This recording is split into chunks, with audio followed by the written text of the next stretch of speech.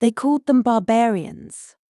The Greeks invented the term barbaros, a word meant to mimic the sound of foreign speech, a sound that was not language, a sound that was noise. Rome borrowed the word and sharpened it into a weapon. Barbarian meant outsider. It meant uncivilized. It meant dangerous. It meant everything beyond the walls, beyond the rivers, beyond the order of empire. But here is what Rome never admitted, and what history has long obscured.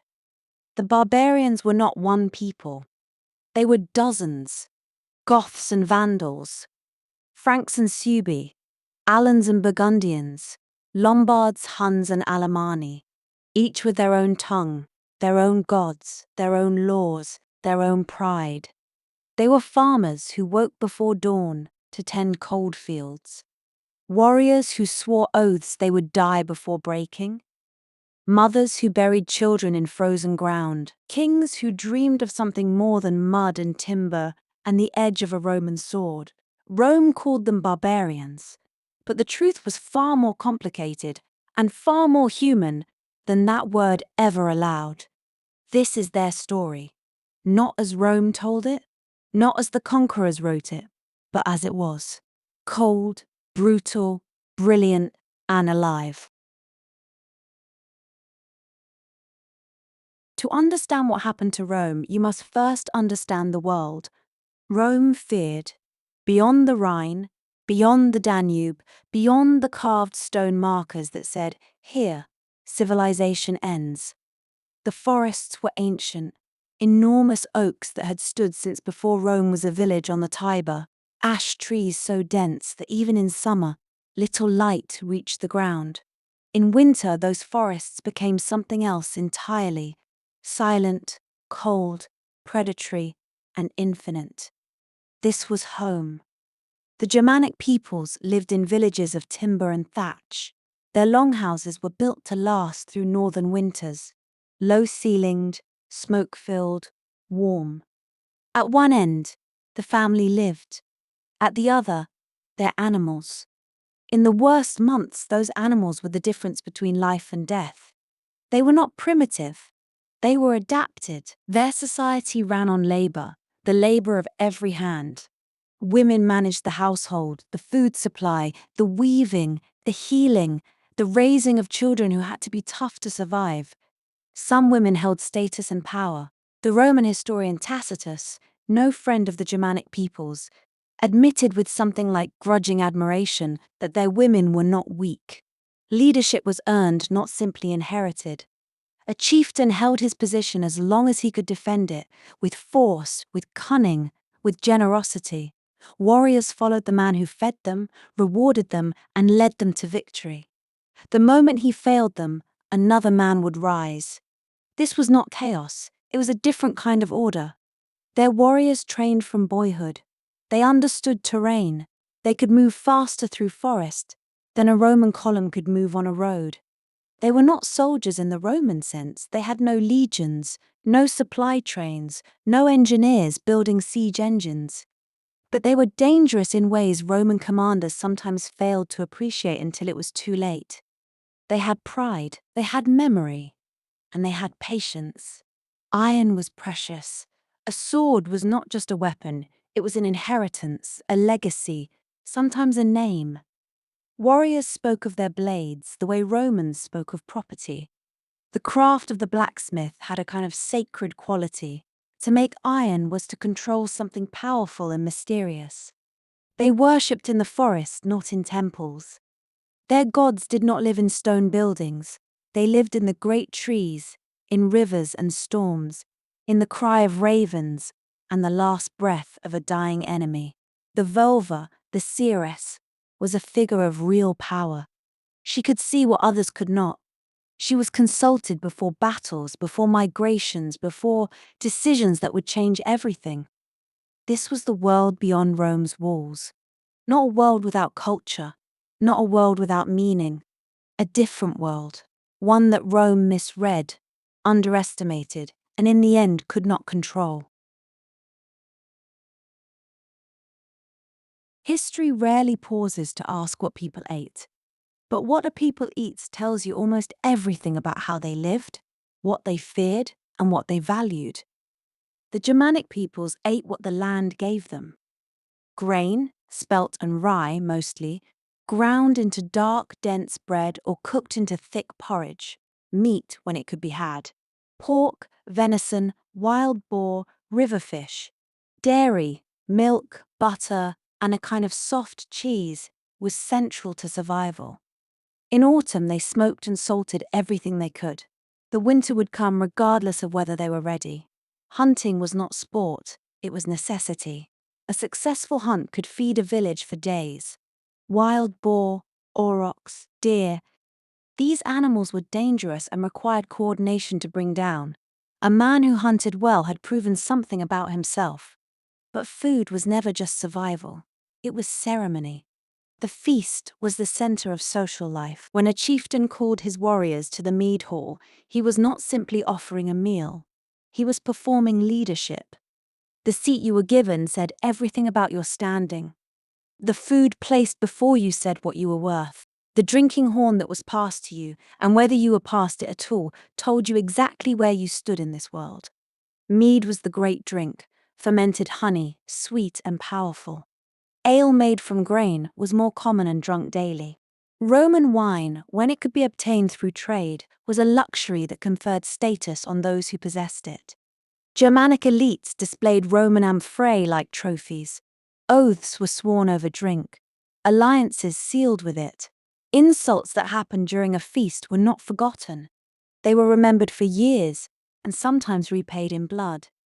And then there is the question Rome's own historians raised, and their modern heirs have sometimes ignored. Did the barbarians bathe? The answer, inconveniently for the stereotype, is yes. Tacitus noted that Germanic peoples bathed regularly, often in warm water, and considered cleanliness a matter of personal dignity. The archaeological record supports this. Wooden bathing tubs, combs, razors, and grooming tools have been found in Germanic settlements. They may not have had the marble bath complexes of Rome, but the idea that they were filthy savages is Roman propaganda, not Roman fact. Their spiritual life was as complex as any civilization's. The Germanic cosmos was a layered thing, 9 worlds connected by the great world tree Yggdrasil, a pantheon of gods who were not immortal, not perfect, not safe. Odin hungered for wisdom and would sacrifice his own eye to obtain it. Thor defended humanity, but was violent and impulsive. The Norse gods were gods who could die, and that death at Ragnarok was foretold. This was not the religion of a people who thought themselves invincible. It was the religion of a people who understood that everything ends, who perhaps in some deep way had always known what was coming. Connected. Here is something the story of Rome versus the barbarians almost always gets wrong. They were not strangers. For centuries, the Rhine and Danube frontiers were not walls between two worlds. They were membranes, permeable, breathing, constantly crossed in both directions. Rome needed what was beyond its borders: slaves, amber, furs, livestock, timber, young men. The last item is the one most often overlooked. For generations, barbarian warriors served in Roman armies. They were recruited, sometimes willingly, sometimes under duress, often both, and stationed across the empire. Some rose to remarkable rank. By the late 4th century, many of Rome's best military commanders were not Roman by birth. They were Gothic, Frankish, Vandal. Rome looked at these men and saw soldiers. It rarely stopped to consider what those men saw when they looked back at Rome. Roman goods flowed outward in enormous quantities. Roman coins circulated through Germanic lands as prestige currency, not always for purchasing things but for displaying wealth and power. A chieftain with a Roman silver vessel on his table was signaling something to his followers. I have access. I have connection. I matter in the wider world. Rome also practiced diplomacy and manipulation. Tribal leaders were cultivated, bribed, and occasionally made Roman citizens. The empire played factions against each other. funded one chief to fight another, used barbarian peoples as buffers against other barbarian peoples. It worked until it didn't. The fundamental problem was this: Rome was creating warriors who were both inside and outside the empire simultaneously, men who knew Roman tactics, Roman geography, Roman weaknesses, men who had seen Rome from the inside and formed their own conclusions.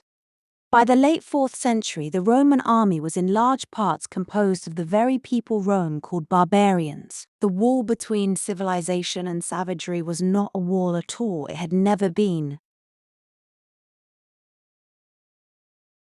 In the east, beyond the Gothic settlements, beyond the Black Sea steppes, something was coming. No one who saw them coming had words for what they were. The Huns. They arrived from the steppes of Central Asia, a mounted people for whom warfare was not an occasional violence but a permanent condition. They rode horses the way other people walked. Their composite bows, made from wood, bone and sinew glued together under tension, could drive an arrow through armor at ranges a foot soldier could barely see. They did not stand and fight. They moved, circled, loosed, vanished, appeared again somewhere else. Roman sources describe them with barely contained horror. Ammianus Marcellinus, a soldier and historian who had seen war, wrote about the Huns with something approaching awe and dread. They were, he said, almost inhuman in their speed, their endurance, their ferocity. But the most important thing about the Huns was not what they destroyed directly, it was what they displaced. The Goths, who had lived north of the Danube for generations, who had converted to Christianity, who had their own alphabet and their own bishops and their own military traditions, found themselves caught between the Hunnic advance and the Roman frontier. They had nowhere to go, except one direction. In AD 376, the Gothic people, an estimated 80,000 souls, warriors and their families together, arrived at the Danube and asked Rome for permission to cross.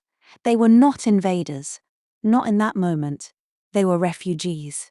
The Emperor Valens, fighting other wars in the east, faced a choice: refuse and risk a war on the Danube while stretched thin everywhere else, or accept and gain both subjects and soldiers. He accepted. He had no idea what he was accepting. The crossing took days. Tens of thousands of people with everything they owned moved across one of the widest rivers in Europe. Roman officers watched from the banks. Roman boats ferried the exhausted and the desperate. It was one of the largest organized migrations in the ancient world. And then Rome betrayed them. The Roman officials responsible for settling and supplying the Gothic refugees, men named Lupicinus and Maximus, names history should remember with contempt, saw an opportunity not for loyalty but for profit. They withheld the food supplies promised to the Goths. Instead, they sold it back to them at obscene prices. When the Goths ran out of Roman coins to pay, the officials accepted other forms of payment. They accepted children. Gothic families sold their own children into slavery to feed themselves. This is not hyperbole. It is in the sources. Ammianus Marcellinus wrote it plainly. Roman officials took Gothic children as slaves in exchange for dog meat. Dog meat. The Goths had not come to destroy Rome. They had come to survive.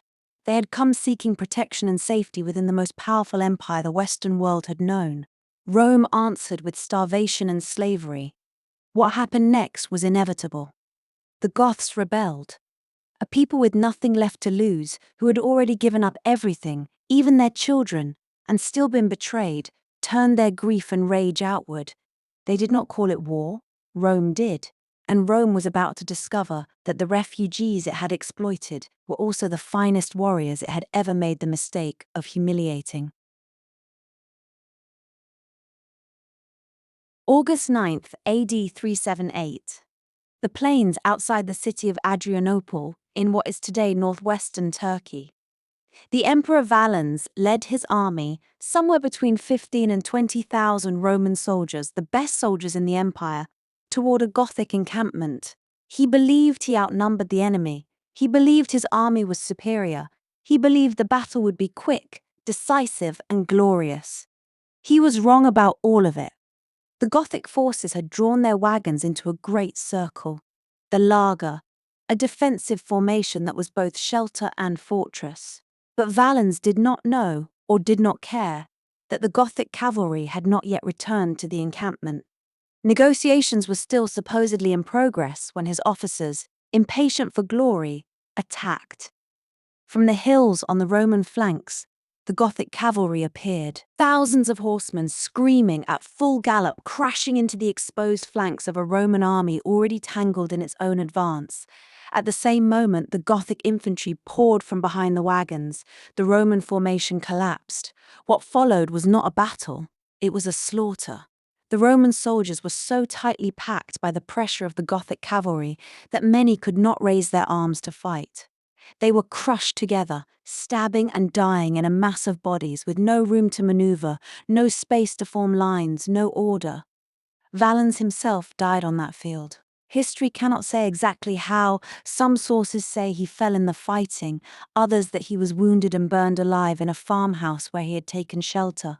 His body was never found. 2/3 of his army died with him. Adrianople was not simply a defeat, it was a rupture. Rome had lost battles before, but Rome had never lost an emperor on the field of battle against an outside enemy. Not in centuries. The psychological earthquake was as devastating as the military loss. The Goths were still inside the empire. There was no mechanism powerful enough to remove them by force. Rome would have to negotiate, Rome would have to accommodate, Rome would have to treat the people it had enslaved and starved as military partners. Everything had changed.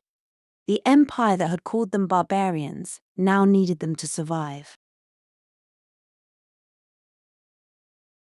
His name was Alaric. He was Gothic. He was Christian. He had served in the Roman army. He had fought for Rome's emperors. He was, by almost any measure, a man of the late Roman world as much as he was a man of the Gothic one. What he wanted was not complicated. He wanted recognition, a permanent military command, a regular salary for his people, a legitimate place within the empire's structure, not as refugees or hired mercenaries, but as something stable, something real, something that would last after he was gone. Rome refused him, again and again, not because his demands were impossible, they were not, but because Roman pride could not bring itself to acknowledge the reality of what the empire had become. Alaric marched on Rome, he besieged it, he blockaded it, he negotiated, he lifted the siege when paid, he negotiated again, he was promised things and denied them. He was used and dismissed and deceived. The third time, patience ended. On the night of August 24th, AD 410, the gates of Rome opened. For 3 days, Alaric's forces moved through the city. What happened was not the apocalypse, Rome later claimed. Churches were spared, civilians who sheltered in them were protected. There was looting, substantial looting, but it was organized, not orgiastic. Alaric was not a destroyer. He was a king, claiming what had been owed him for 20 years.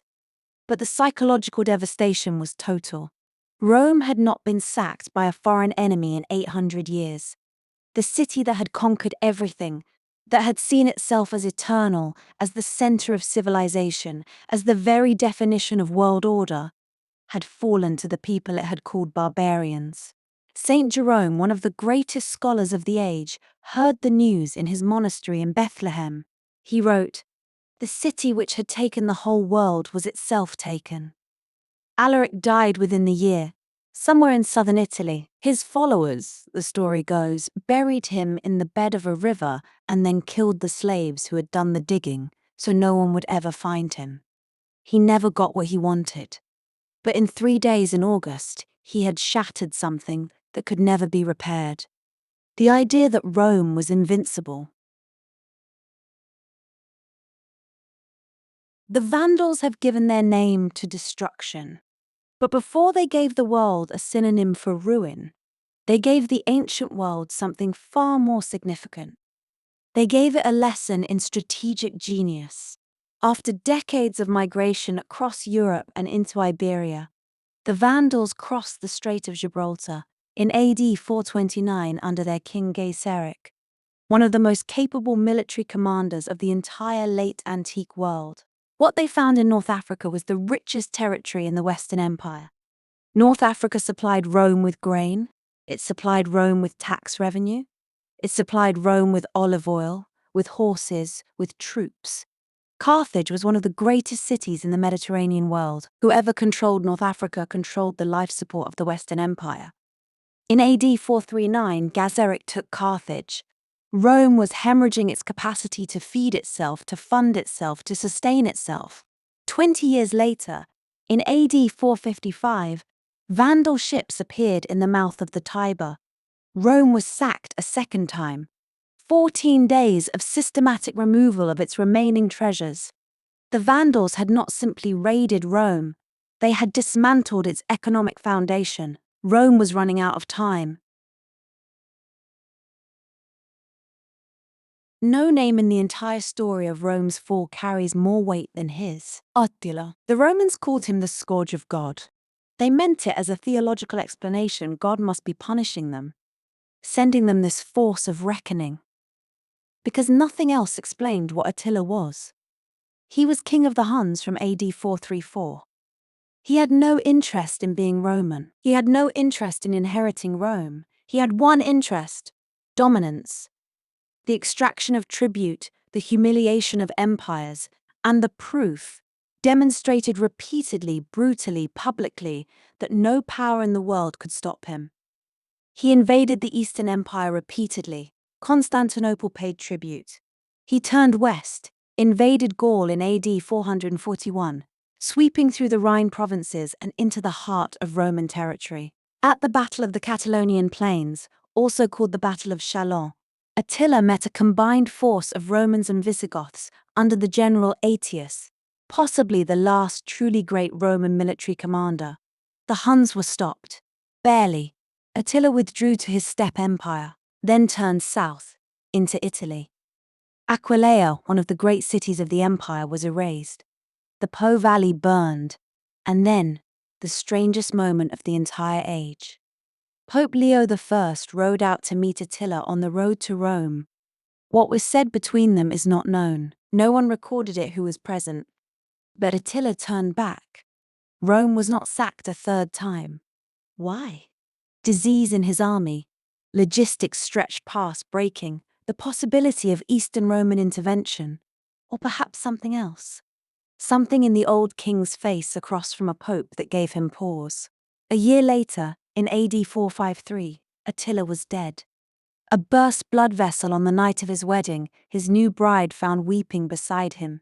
His empire fragmented within years. The terror that had held the world in its grip for 2 decades simply ended.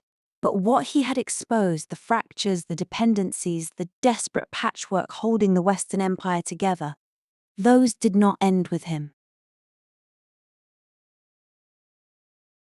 On September 4th, AD 476, a man named Odoacer deposed the last emperor of the Western Roman Empire, Romulus Augustulus, 17 years old. Named for the founder of Rome and the first emperor of Rome, he reigned for less than a year. Odoacer sent the imperial regalia to Constantinople and told the Eastern Emperor there was no longer any need for a second emperor in the West. Rome had not ended with a catastrophe.